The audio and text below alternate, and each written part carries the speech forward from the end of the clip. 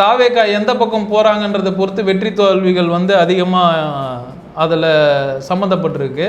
அப்படி பார்க்கும்போது மூன்று முனை போட்டின்றது பார்த்தீங்கன்னா அதிமுக தலைமையில் ஒரு கூட்டணியும், திமுக தலைமையில் ஒரு கூட்டணியும், தாவேகா தலைமையில் ஒரு கூட்டணியும், நாம் தமிழர் 4வது கட்சி, இது 4 முனை போட்டின்னு சொல்லுவாங்க. இந்த 4 முனை போட்டியில் கண்டிப்பாக திமுக வெல்றதுக்கான வாய்ப்பு இருக்குது.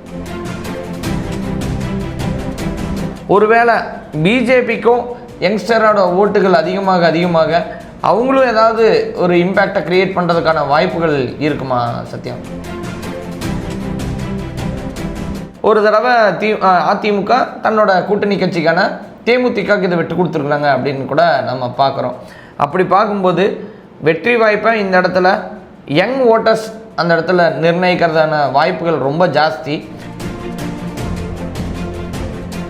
நீங்கள் ஏடிஎம்கே டிஎம்கே யார் வந்தாலும் இந்த நட்சத்திர வேட்பாளர்கள் அங்கே தொடர்ந்து ஜெயிப்பாங்க. அதே மாதிரி அவங்களுக்கு மந்திரி பதவிகளும் கொடுக்கப்படும். இது கேண்டிடேட்டை பொறுத்தும், கள நிலவரத்தை பொறுத்தும், எந்த கூட்டணி இருக்குதுன்றதை பொறுத்தும் இந்த வெற்றி தோல்வி. ஏன்னா பாமகவை எளிதில் அப்படியே கடந்து போயிட முடியாது. பாமகவுக்கு 2016 பார்த்தீங்க அப்படின்னா ஒரு 29,000 ஓட் பேங்க் வந்து அந்த இடத்துல நின்றுக்கிறாங்க. பாமக வந்து அப்போ தனித்தும் நின்றுக்கிறாங்க. ஆமாம், நீங்கள் அரசியல் நேயர்களுக்கு வணக்கம். நம்ம ஆல்ரெடி 2 தொகுதிகளை பார்த்துருந்தோம். இப்போ தேர்தல் அரசியலாக நிர்ணயிக்கப்பட்ட 3வது தொகுதி எது அப்படின்னு கேட்டிங்கன்னா திருத்தணி. இது வந்து பொதுவாக ஒரு ஆந்திராவுக்கு பக்கத்தில் நெருக்கமாக இருக்கக்கூடிய தொகுதி. பக்கத்தில் திருப்பதி இதெல்லாம் இந்த வழியாக போகிறோம் அப்படிங்கிறதுனால பலதரப்பட்ட மக்கள் அந்த இடத்துல இருக்கிறாங்க, கலவையான மக்கள் இருக்கிறாங்க அப்படிங்கிறதும் நம்ம பார்க்கக்கூடிய இந்த தொகுதியில் ஒரு வெற்றி வாய்ப்பு யார் நிர்ணயிக்க போகிறாங்க 2026 அப்படிங்கிறதுலையும், இத்தனை வருடங்களாக வெற்றி வாய்ப்பை யார் யார் வசம் இருந்தது அப்படிங்கிறதையும் நம்ம சத்யா வந்து உங்களோட எடுத்துரைக்கி இருக்கிறார். தொடங்குங்க சத்யா. நேயர்கள் அனைவருக்கும் வணக்கம். 2021 திருத்தணி தொகுதி கடந்த முறை பார்த்தீங்கன்னா கடந்த தேர்தலில் வந்து திமுக வந்து வெற்றி பெற்றிருக்குது. இப்போ அவங்க தான் கரண்ட் எம்எல்ஏ, அதனால் அவங்களுடைய பலம் கொஞ்சம் அதிகமாக இருக்கும் இந்த தேர்தலில். 2வது இடத்துல அதிமுக இருந்திருக்கு. 91,061 வாக்குகள், 39% வாக்குகள் வாங்கியிருக்கு. திமுக பார்த்தீங்கன்னா 1,20,314 வாக்குகள் பெற்று வெற்றி பெற்றிருக்கு. 52% வாக்குகள் வாங்கியிருக்கு. 3ஆம் இடத்துல பார்த்தீங்கன்னா அகிலான்ற கேண்டிடேட் 12,000 வாக்குகள் பெற்று 5.2% நாம் தமிழர் வந்து வாங்கியிருக்காங்க. இந்த தொகுதி இதற்கு முந்தைய தேர்தல்லாம் நம்ம பார்த்தீங்கன்னா 2016, 2011 பார்த்தீங்கன்னா அதிமுகவோட பலம் 2016 அதிமுக வசம் இருக்குது. 2011 அது அதிமுக வசம்ன்ற மாதிரி தான். அதிமுக கூட்டணியில் தேமுதிக கேண்டிடேட் இருந்தாங்க. அவங்க அப்படி இருந்ததுனால அது அவங்க வெற்றி பெற்றிருக்காங்க. அதுக்கு முந்தைய தேர்தலையும் இது அதிமுக வென்ற ஒரு தொகுதியாக தான் இருக்குது. அதனால் இந்த தொகுதியில் வந்து எதிர்கட்சிகள் வந்து கொஞ்சம் நல்லா அவங்களுடைய வேலைகள் தீவிரமாக இருந்ததுன்னா அவங்களுடைய வெற்றி வாய்ப்புகள் வந்து அதிகமாக இருக்கிறதுக்கும் வாய்ப்பு இருக்குது. ஆனால் கூட்டணியும் இந்த வெற்றி வாய்ப்புகளை வந்து தீர்மானிக்கிற இடத்துல தான் இருக்குது. இப்போ சரி, நீங்கள் சொல்கிறத எடுத்துக்கலாம். ஆனால் இந்த இடத்துல வந்து இப்போ இன்றைக்கி இருக்கிற தமிழக அரசியல் சூழ்நிலையில் ஒரு 3 முனையாவோ ஒரு 4 முனையாவோ கட்சிகள் பிரிஞ்சோ சேர்ந்தோ நின்னா எந்த கட்சிகளுக்கு பலம் அதிகமாக இருக்குதுங்கிறத தெரிஞ்சுக்கலாம். நம்ம வட மாவட்டங்கள் எல்லாமே கிட்டத்தட்ட தாவேகா எந்த பக்கம் போகிறாங்கன்றதை பொறுத்து வெற்றி தோல்விகள் வந்து அதிகமாக அதில் சம்மந்தப்பட்டிருக்கு. அப்படி பார்க்கும்போது மூன்று முனை போட்டின்றது பார்த்தீங்கன்னா அதிமுக தலைமையில் ஒரு கூட்டணியும், திமுக தலைமையில் ஒரு கூட்டணியும், தாவேகா தலைமையில் ஒரு கூட்டணியும், நாம் தமிழர் 4வது கட்சி, இது 4 முனை போட்டின்னு சொல்லுவாங்க. இந்த 4 முனை போட்டியில் கண்டிப்பாக திமுக வெல்றதுக்கான வாய்ப்பு இருக்குது. எதனாலனா வழக்கம் போல் தாவேகா தன்னுடைய வாக்கு வங்கியை பார்த்தீங்கன்னா திமுகலேருந்தும் அதிமுகலேருந்து தான் இப்போ பெற போகிறாங்க. இது இல்லாமல் புதிய வாக்காளர்களும் பெற போகிறாங்க. ஆனால் பெரும்பான்மையாக அதிமுகவோட வாக்குகள் வந்து சரியறதுக்கான வாய்ப்பு இருக்குது. ஏன்னா திமுக பலமாக இருக்காங்க, அவங்க ஆளும் கட்சி. அதனால் அதிமுக தலைமையில் தாவேகா மற்ற கட்சிகள்லாம் இணைந்து 3 முனை போட்டியாக இருந்தால் மட்டும்தான் அதிமுக வெல்லும். இது 4 முனை போட்டியாக இருந்தால் இந்த தொகுதி கண்டிப்பாக திமுக கைப்பற்றுன்றதுல எந்த ஒரு மாற்றம். திருத்தணி அப்படின்னு சொன்னாலே திருத்தணி அங்கே இருக்கிற முருகன் கோயிலை ஒரு மையமாக வச்சும் பார்க்குறாங்க. அந்த இடத்துல இப்போ ரீசண்டாக தான் வந்து அந்த திருத்தணி கோயிலுக்கு கும்பாபிஷேகம் நடந்தது எல்லாமே பார்த்துருந்தோம். ஆனால் இதையும் நீங்கள் இன்னொரு இடத்துல பார்த்தீங்க அப்படின்னா மலைகளின் மாநாடு அப்படின்னு சொல்லிட்டு திரு சீமான் அவர்கள் வந்து திருத்தணி கோயில் திருத்தணி சார்ந்த இடங்களில் தான் வச்சுருந்தார் காடுகளில். அதே பிஜேபி பார்த்துருந்தீங்க அப்படின்னா அங்கே ஒரு திருப்பதி முருகன் கோயிலில் வச்சு ஒரு நாள் ஒரு போராட்டமும் அறிவித்து அங்கே வந்து இருந்தாங்க அப்படிங்கிறதையும் பார்க்குறோம். இப்போ நீங்கள் சொல்கிற தாவேக்கா வந்து ஒரு பிரதானமாக இந்த இடத்துல இம்பேக்டை க்ரியேட் பண்ணுவாங்களா, இல்லை அதிமுகவோட சேர்ந்து நின்னா ஒரு இம்பேக்ட் இருக்கும் அப்படின்னு பார்த்தா, ஒருவேளை பிஜேபிக்கும் யங்ஸ்டரோட ஓட்டுகள் அதிகமாக அவங்களும் ஏதாவது ஒரு இம்பேக்டை க்ரியேட் பண்ணுறதுக்கான வாய்ப்புகள் இருக்குமா சத்யா? அதாவது நம்ம களத்தை எப்படி பார்க்கணும்னா, தாவேக்கா என்ற கட்சி அரசியலில் இந்த வாட்டி இல்லை அப்படின்னா பெரும்பாலும் நிறைய தொகுதிகளை வந்து அதிமுக கைப்பற்றுறதுக்கான வாய்ப்பு வந்து பிரகாசமாக இருந்திருக்கும்.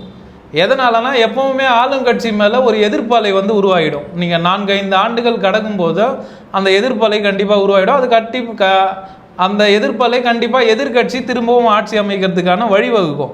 நீங்கள் கடந்து வந்த தேர்தலில் பார்த்தீங்கன்னா தொடர்ந்து ஒரு வாட்டி திமுக அதிமுக வரும். ஆனால் 2011-16 மட்டும்தான் தொடர்ந்து 2 முறை வந்து அதிமுக வென்றிருக்குது. அதுக்கு முன்னாடியே 2 முறை அதிமுக எம்ஜிஆர் காலகட்டத்தில் வந்து வென்றிருக்கிறாங்க. அது அந்த சூழல் வேறு, இந்த சூழல் வேறு.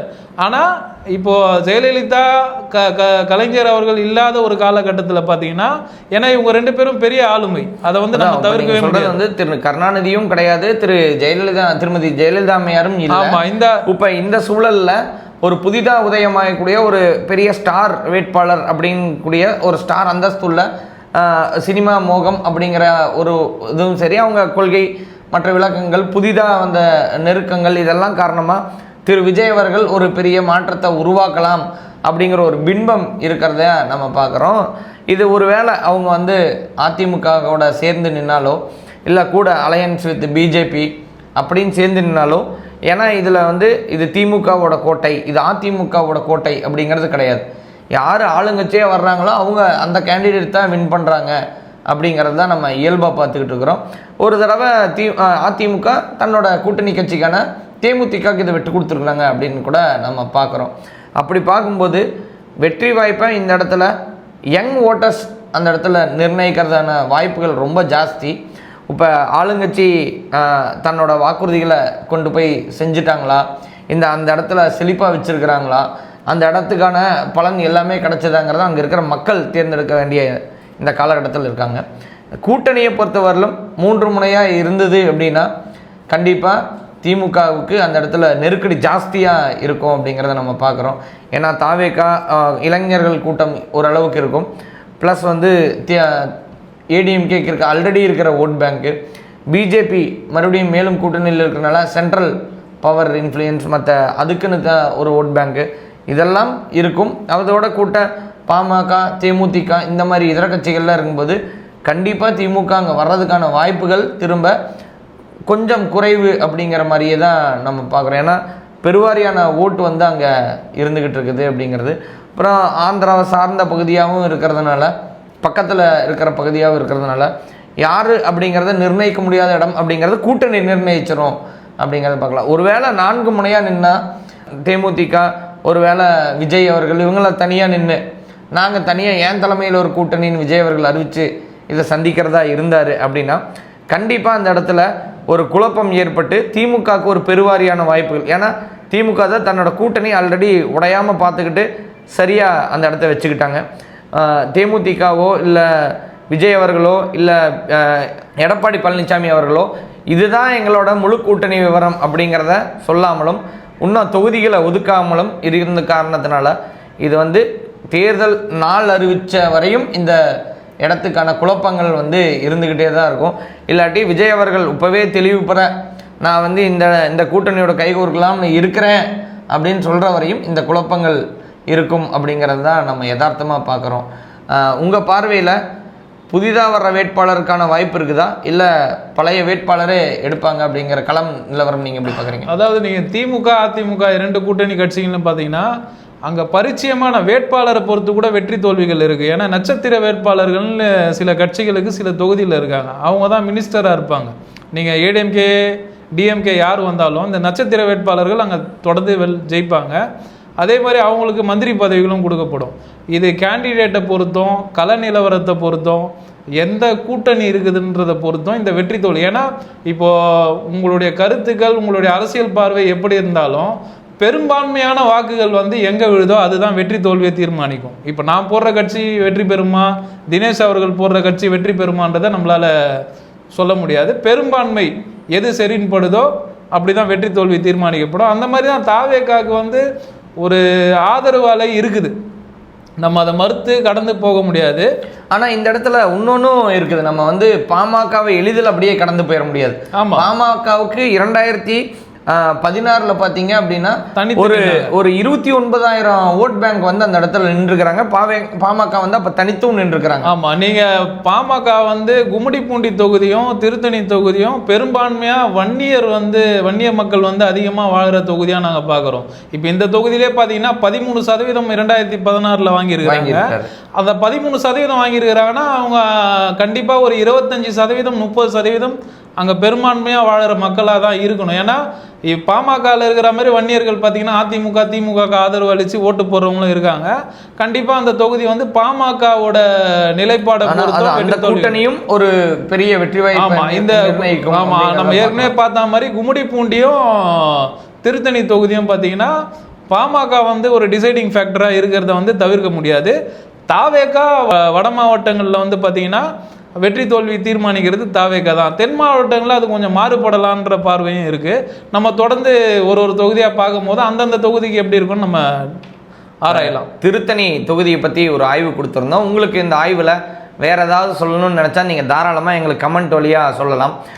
இது போக நாங்கள் என்ன அப்படின்னா அரசியல் ஆய்வுகளில் நாங்கள் ஈடுபட்டு இருக்கிறதுனால அரசியல் சார்ந்து உங்களோட கருத்துக்கள் இருந்தால் தாராளமாக எங்களோட கமெண்ட்டில் பதிவு பண்ணலாம். அரசியல் ஆர்வம் உள்ளவர்கள் தாராளமாக இந்த சேனலை நீங்கள் சப்ஸ்கிரைப் பண்ணி எங்களுக்கு ஒரு பெரு ஆதரவோட அடுத்தடுத்த அரசியல் ஞானங்களை பெறதுக்கும் வாய்ப்புகளை ஏற்படுத்திக்கோங்க அப்படின்னு கேட்டுக்கிட்டு அடுத்த வீடியோவில் உங்களை சந்திக்கிறேன். நன்றி.